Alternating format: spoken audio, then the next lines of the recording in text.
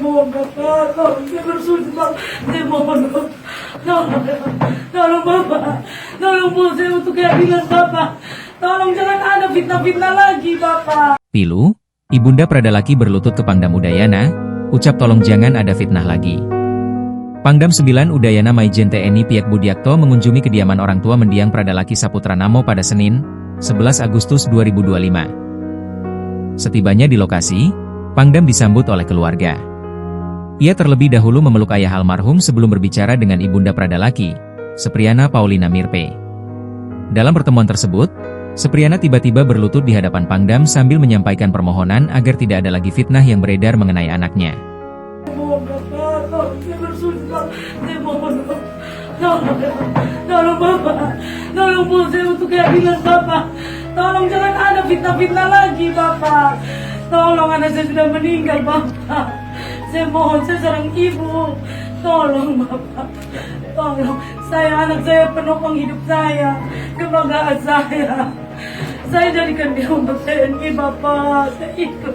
Kalau mati di medan perang saya boleh Bapak, tapi ini di oknum-oknum yang tidak bertanggung jawab Bapak, tolong.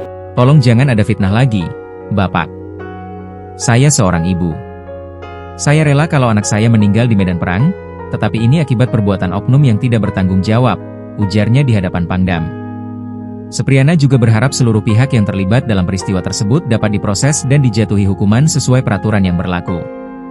Pangdam 9 Udayana Mayor Jenderal TNI Piak Budiakto mengumumkan 20 orang telah ditetapkan sebagai tersangka dalam kasus kematian Pradalaki Namo.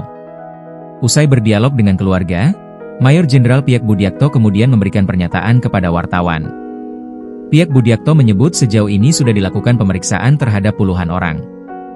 Laporan sementara saat ini semua sudah ditangani.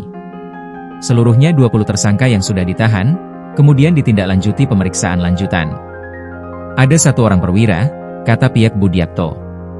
Piak Budiakto tidak menyebutkan inisial dari para tersangka. Motif dari kejadian itu, kata Piak Budiakto, sedang dilakukan penyelidikan oleh polisi militer. Piak Budiakto meminta semua pihak untuk menunggu proses. Download Tribun X sekarang, menghadirkan lokal menjadi Indonesia.